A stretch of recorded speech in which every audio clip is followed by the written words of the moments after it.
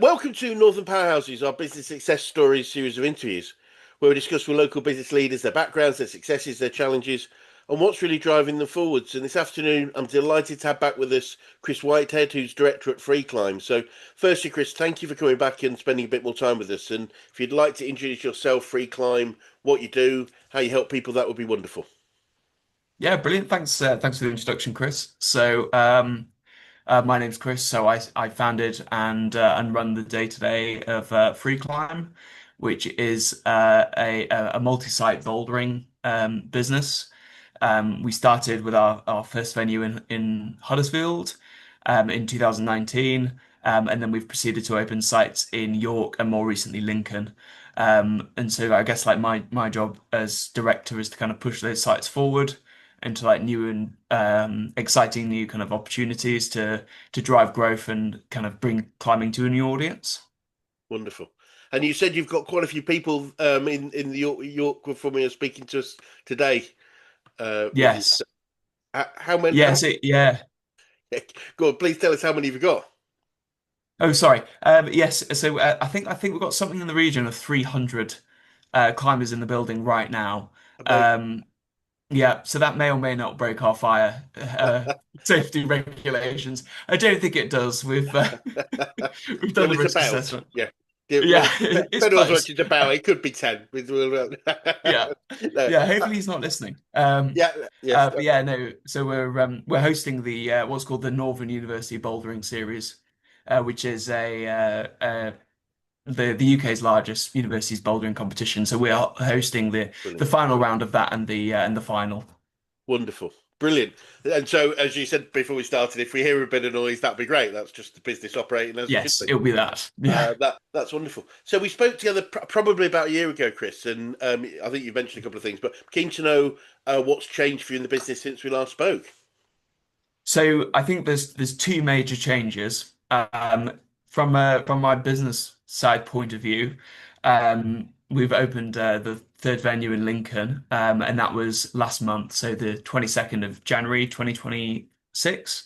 And then from a personal point of view, we've my wife and I have welcomed our first child, Oh, wonderful. called Lily, who's beautiful. So that's far more important than a climbing wall. But yeah, those are the two kind of major changes. And I guess like the third venue in particular, um, kind of delivering that launch has been very different this time around, where I've had to like step back a little bit as I came onto paternity leave.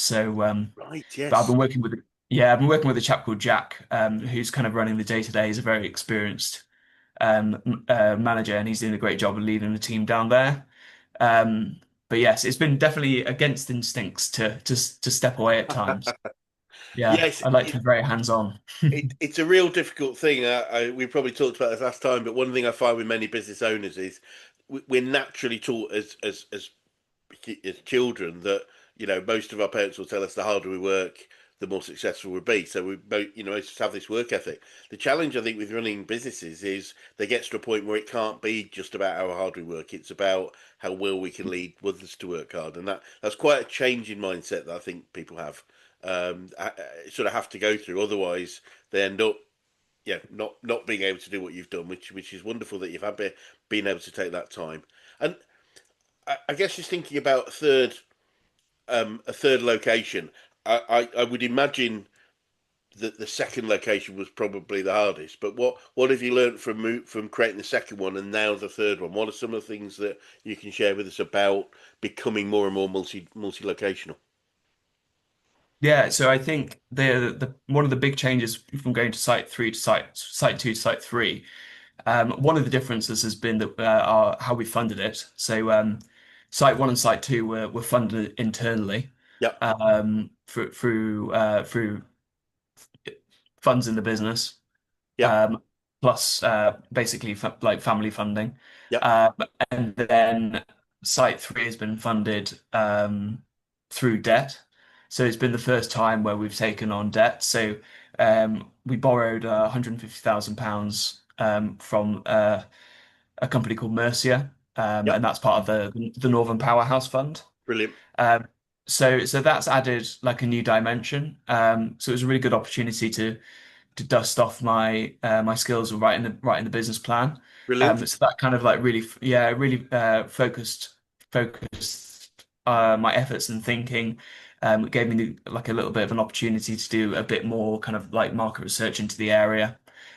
We'd already committed to the building and everything, but it gave me a lot of confidence actually going into the launch period that it would work out. Um, from a kind of stress point of view, I don't think it's added any stress in particular. I don't know if you have experience of paying back a debt company or a family or friend, but I guess both come with their own strains. Yes. But for me, as long as you've got the cash, as long as you've got Yeah. cash, it's not an issue really. Yes. As soon as you don't have cash, it's Yeah. very stressful indeed because Absolutely. yeah, a debt lending company they don't have a um, you're my dad, can you hold off on the repayment schedule for a bit Yes. button. Yes. Unfortunately, not. It's quite different, but it is a third party. So I suppose there is the benefit is it's not you're letting if you have that issue at any point in time, it's not someone that Yeah, that there isn't the emotional connection as much. I don't think. that's Um, true. so Yeah, yeah, I will say, Andy and the team at Mercia, they have been like really great, like brilliant, flexible, understanding, all that sort of stuff. Yeah, so that brilliant. like honestly, if you're a business up north and you're wanting to borrow some money to grow, reach out. Love Yeah, it. good team. I, I think it's really sound advice. I think a lot. I do find um, a group of business people that I meet are very fixed on not wanting to go anywhere near investment and debt funding. And I'm not saying, I don't think either of us is saying it's the right thing for everybody, but it should be part of our potential tools in our armory of growth. Yeah. Interestingly enough, our founder Brad, in one of his books, Billionaire in Training, he defines the difference between an investor and an entrepreneur as an investor makes money from their own money. So you put money in and you're making money from Mm, the money you made. An entrepreneur makes money from other people's money. mm. So the great example of you by proving that you could run two sites, I'm sure it made much easier for Mercia Yes. to cover to invest in you because you've proven that you could.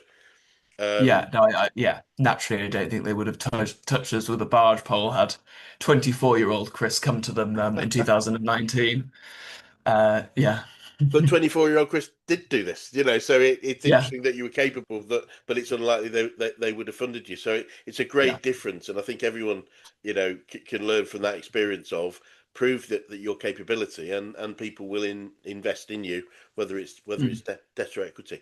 And the other thing you picked up there that I think is really important is it's a really unfortunate case that in general, most people only write a business plan to get funding.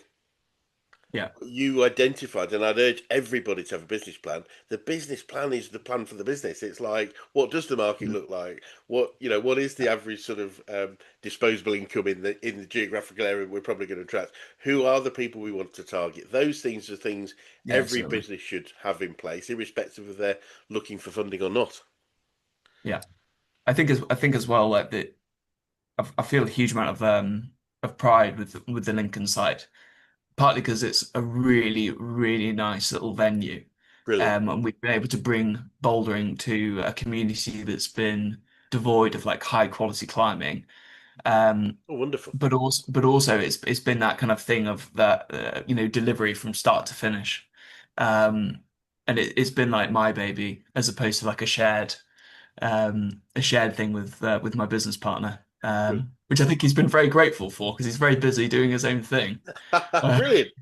Brilliant. yeah, Well, I mean, we say in Actually Coach, a true business is a commercial, profitable enterprise that can work without its owners. So yeah. we're obviously starting that journey, and you've been able to do that with your business partner, which is pretty cool.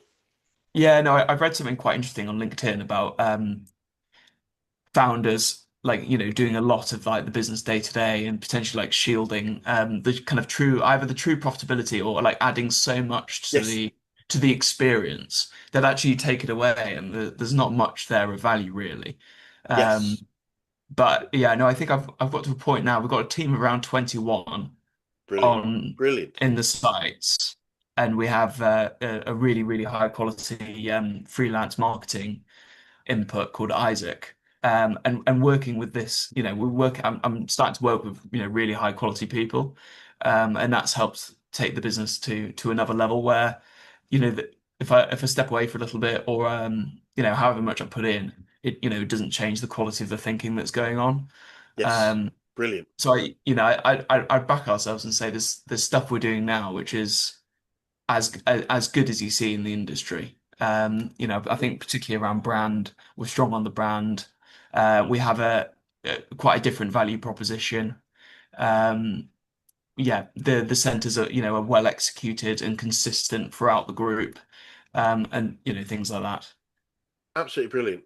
And I mean, as I say, it's interesting working with people's mindsets because the idea when we start a business, it is all about us, as you said. The founder is Yeah, embedded. It's all about their activity, their knowledge, their capability.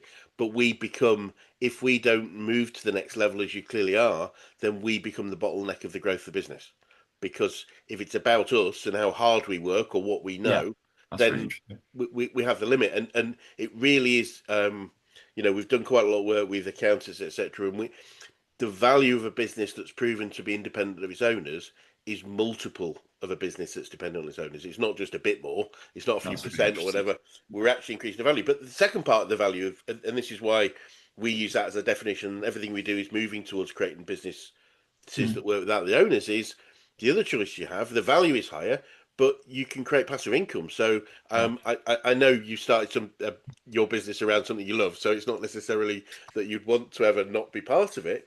But Mm, if you ever chose to do something else, live somewhere else, these businesses can still deliver passive income without the owner's involvement, and it's a really fascinating thing to move towards. It's a bit messes with your head because I think founders it is about them, yeah. and I think both can be true. I think yes, you can be the face of a brand or a company, um, and engage in the business on the day to day, but also recognize that you've brought these people in for a reason. So, yes, my managers in Huddersfield, York, and Lincoln are much better at running a climate wall than I am. brilliant, yeah, brilliant, Um, and Isaac is certainly a hell of a lot better at doing marketing than I am.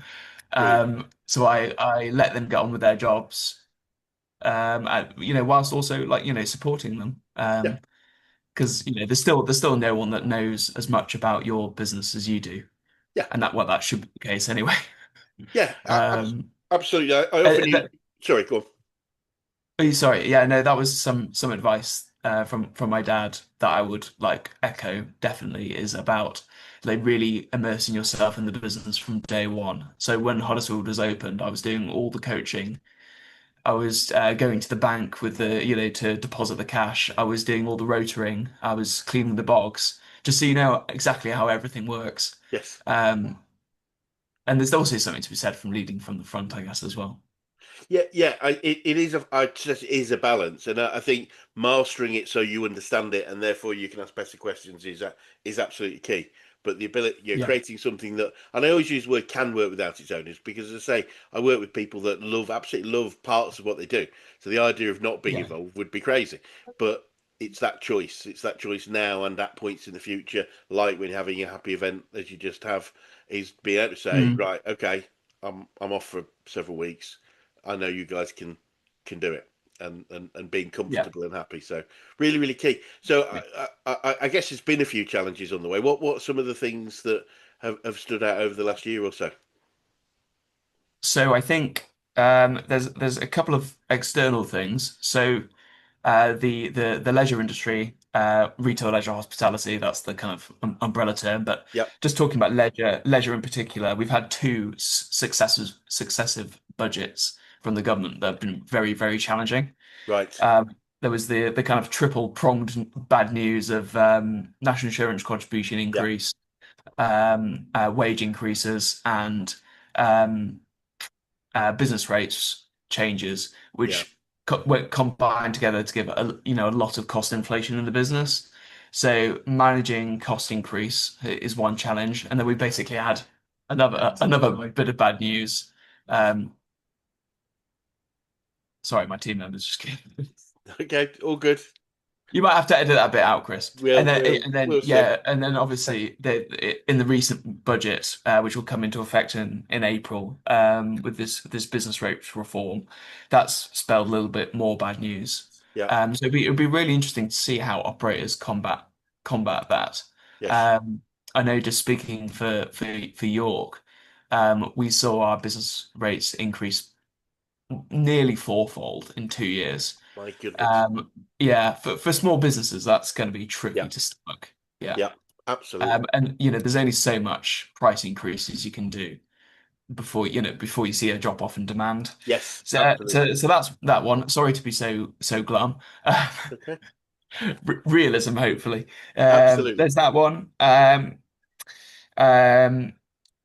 in Lincoln we it was relatively straightforward in terms of the build, but we did have a rather extreme weather event. So, we came into the new year, obviously heaps of disruption from Christmas as well. Yeah. And you're trying to coordinate your launch plans, and there's not much you can do when half of your climbing center is stuck in Bulgaria. So that was a challenge. Oh my goodness. Oh my goodness. And then, more widely, in our industry, there's signs that climbing, the participation in some geographies has either peaked or is maybe slightly declining. So the most commonly used example is London, where there was a flurry of new centres set up Yeah. in the last kind of 5 to 10 years, and some of them are, they simply they don't have the people coming through the door to be sustainable. So I think we'll see some more closures, some more consolidation, where you've got chain operators buying out struggling independents, Yeah. and also chain operators identifying some of their loss-making centres, and maybe potentially closing some of those down as well. Yes. Goodness. Yeah. So it's quite a challenging time, it would appear, from what you said. And just a sort of mirror to that, what are some of the wins that you've seen, or both for you and potentially for industry? Yeah, so I think speaking personally, we see some of what the industry is referring to in our numbers, but not entirely. So the launch of Lincoln has been our best launch yet out of Brilliant. the three by Brilliant. quite some way. Great. We were 161% better off in January than we expected. Oh wow. Um, so that was some good news. Overall in the company we were 17% up. And then we've hit some fun milestones. So it was the first time in January that we did a six-figure sales month, which I remember when we started Huddersfield doing 50 people in a day and being proud of that. So the fact Brilliant. we did 500 people in a day in a six-figure sales month, Well done. um, 5 years on, I was really chuffed with that progress. And just with that growth, being able to bring in really high caliber people, the likes of Jack in Lincoln, and Isaac who works throughout all three venues on our marketing. It's the first time we've invested properly Yeah. in performance marketing. Because Isaac's been able to add in some higher level thinking and also some of the tracking as well that's necessary to go Great. with it. Great. Obviously, otherwise you know, you just spray and pray, aren't you? Absolutely. So he's really taken that part of the business onto another level. So that's been fantastic. Brilliant. Brilliant. And I find entrepreneurial people aren't very good at celebrating their wins. How good are you? Mixed reviews. It's so funny. It's so funny. The first thing I was thinking about saying was, I'm not one to celebrate wins. So yeah, I think that's quite interesting. So uh, genuinely, very few days do I go home feeling like truly satisfied with the outcome of the day or the outcome of the week, or get to the end of the month, have a look at your numbers. So I've never really been celebrating wins too much. Um, but I was really proud of Lincoln, as I Brilliant. said, kind of delivering under my own steam. Obviously with the support of some good people, but largely kind of delivering it under my own steam.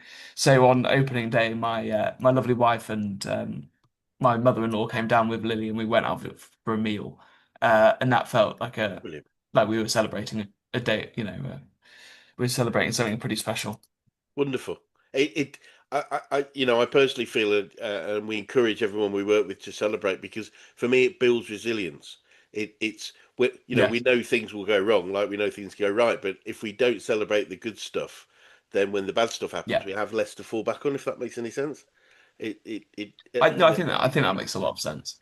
It's been able to say, no, we are good. You remember how that opening went? It was just brilliant. It went perfect. And Yeah, it's like, no, we're good at what we do because it's very easy that the brain, human brain tends to prefer the negatives, and that's the challenge. So yeah, I think somebody my coach told me a while ago it's something like a 3-to-1 or 4-to-1 ratio. We need to celebrate 4 times as much as the challenges we face, just to balance it up, because the brain yeah, will love a negative. Oh no, that's gone wrong. Therefore, everything's going to go wrong. So yeah. we need to balance it really cool. And what would you have learned from your wins or your challenges? What some of the new sort of light bulb moments you've had over the last 12 months? Um, but this is a really good question. There's a common thing about like you learn more from your mistakes than successes.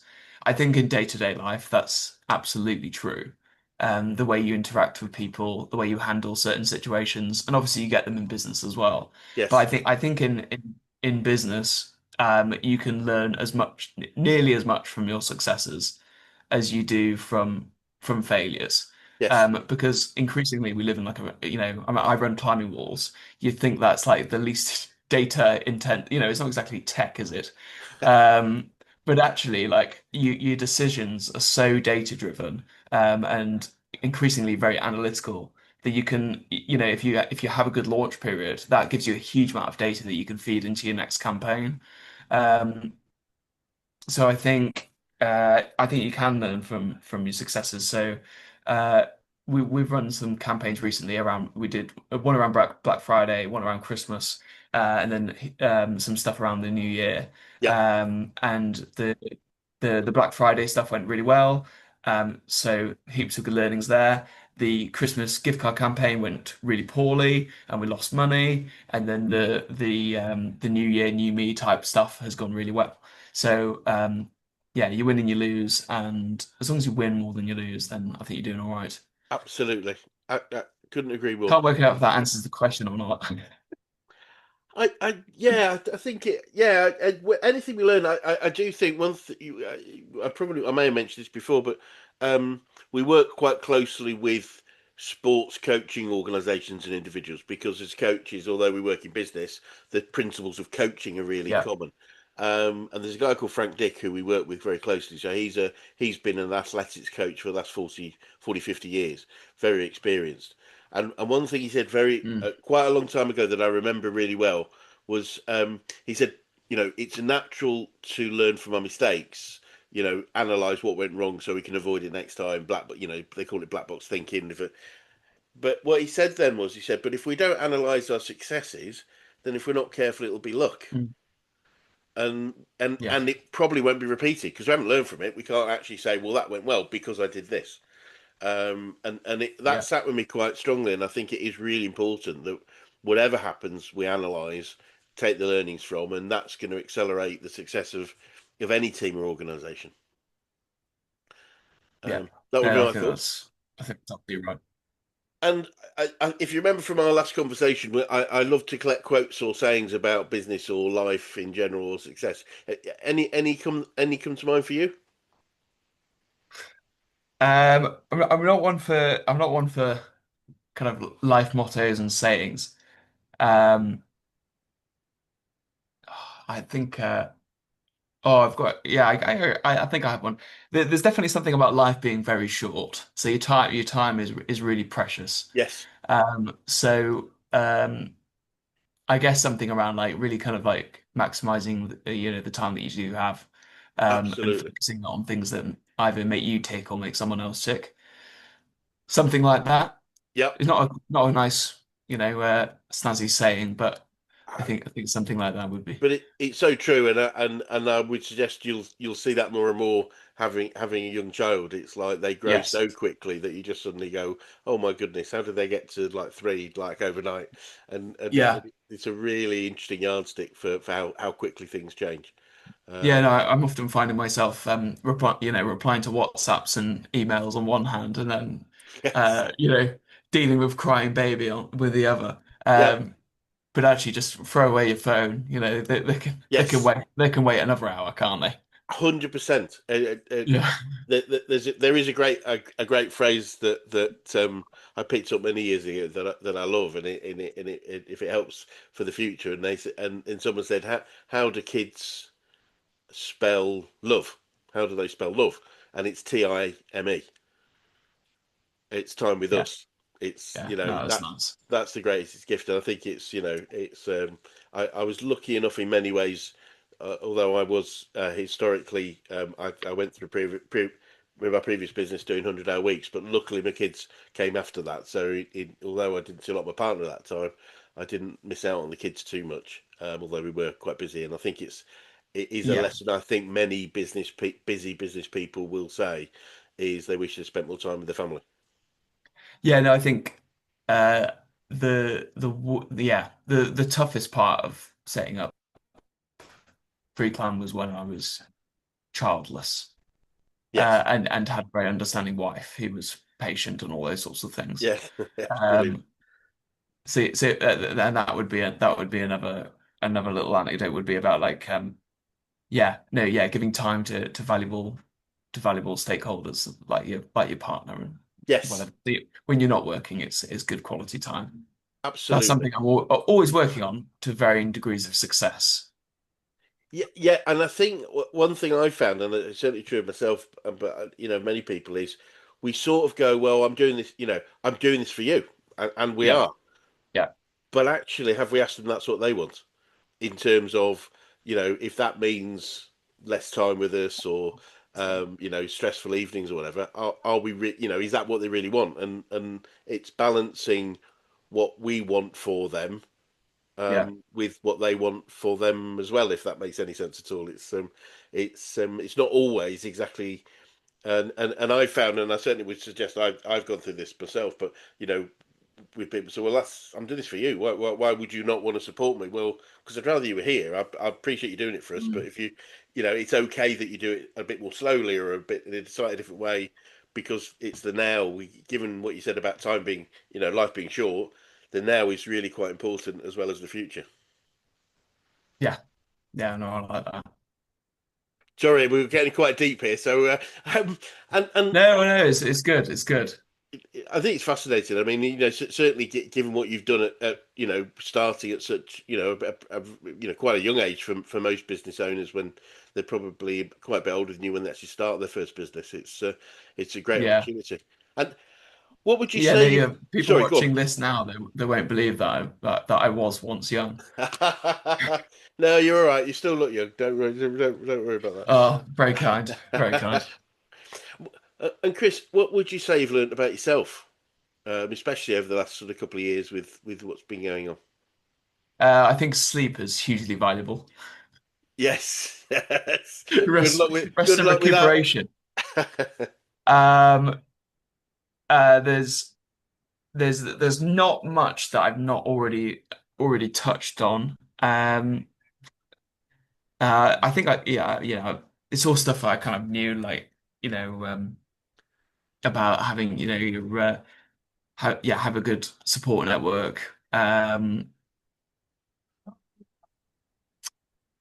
Yeah, make sure your time off is good quality time and you're Yeah, doing stuff you enjoy. Yeah, take time to switch off properly, things like that.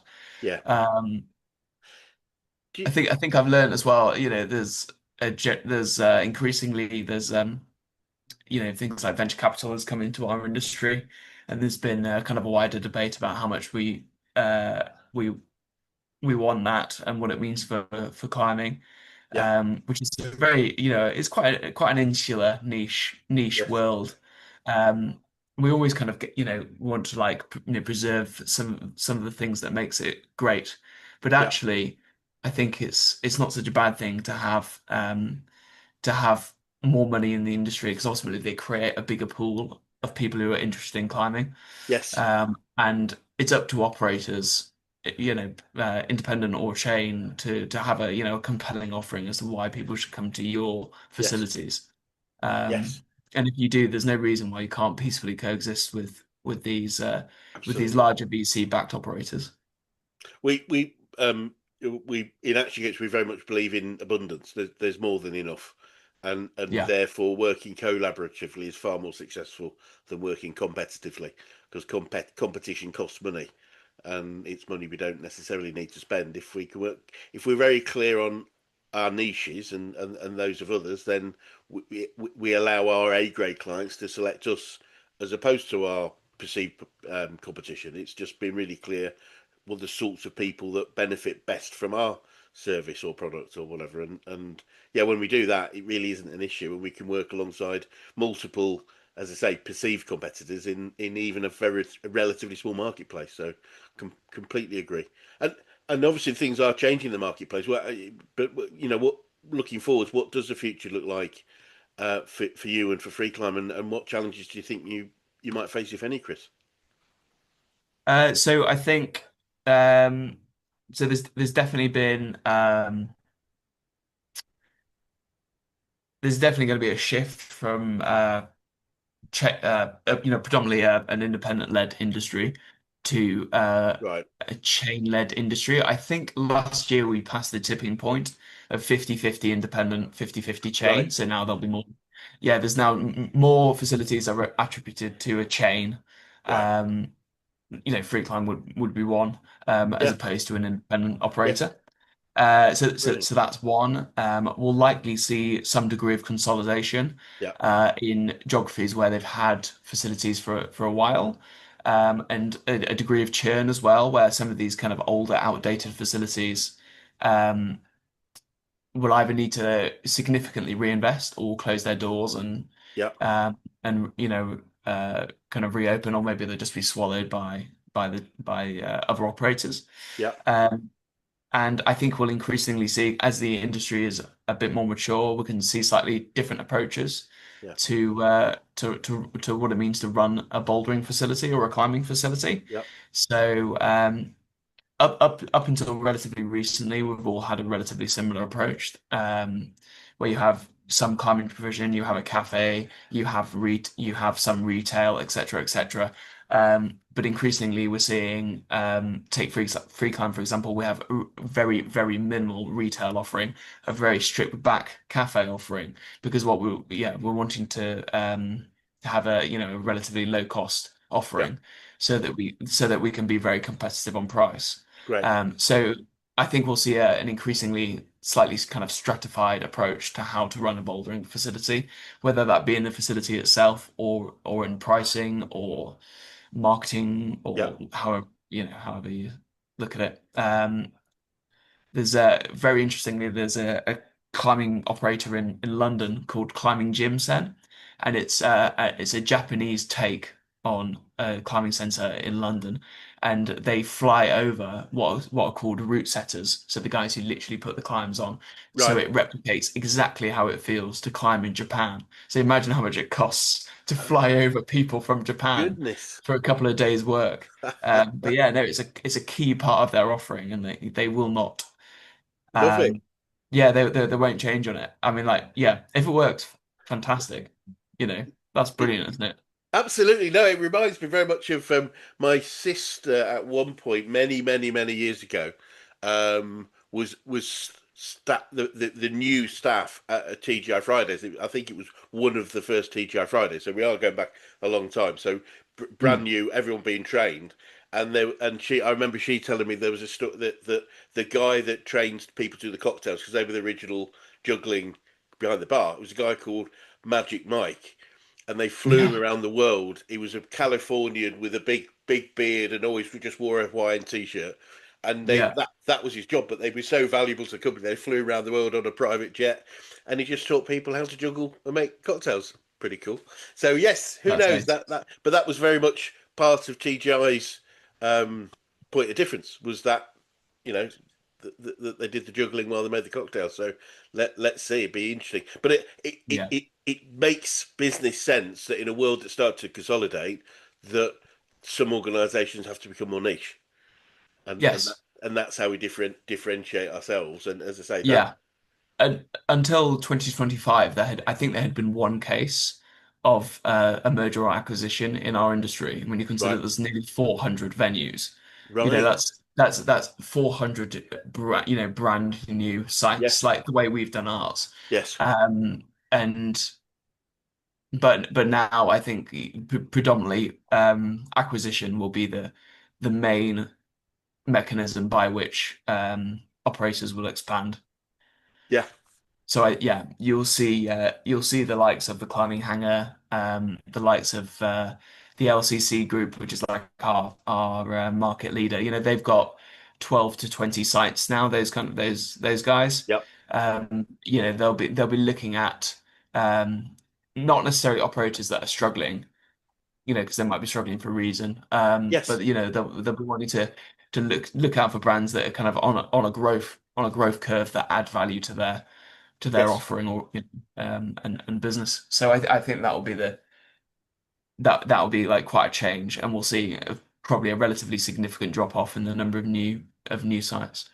Yeah, it sort of feels sensible to almost like look at similar models historically and just see, Yeah, as a pattern. And I'm only guessing here, but I imagine sort of certainly when we talk about consolidation and chains, the sort of gym model, there's definitely different gym models from, again, I would imagine going back 20, 30 years, a lot more independence and now mm, chains, and then now chains at different price points and.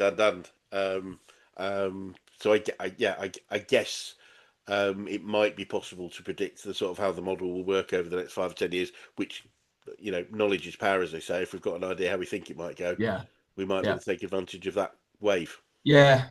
I mean, because probably last time I spoke to you, I was probably talking in the wake of the Paris Olympics, where we just won. GB had just won Olympic gold. Yes, Everyone in the industry is super excited. Are we going to see climbing, become the new cycling, all that sort of stuff? And it definitely, we definitely did experience a good 5 to 10 year bounce, but it was always going to plateau and yeah, mature and all those kind of words. And now you've got the likes of paddle that become the new big thing yes, for a while. And look at the amount of new build properties that have paddle provision. Yeah, it's really massive. interesting. It really is, isn't it? It really is interesting, and just seeing how the different models, cycle round and how they change over time. But you're absolutely right. It's like, Yeah, paddle is. In fact, I think I was talking to somebody about a franchise, some setting up a franchise business of creating a paddle setup, which makes sense in many ways. yeah, And I guess potentially that's a model for you guys too at some point in the future, perhaps if it isn't already. Um, no, yeah. No, fascinating. Sorry, yeah. Paul. This will be interesting. I was rung up by a chap who had a new development in Leeds. I won't say who for obvious reasons, but he had they were looking at putting paddle, 10,000 square foot of bouldering, all of this. And I'm not convinced by the do it all model. I'm not so No, sure that's the way to go. And it's that old adage that if you try and uh, be all things to all people, then you become not very good at everything. I, But I could be wrong. I could be wrong.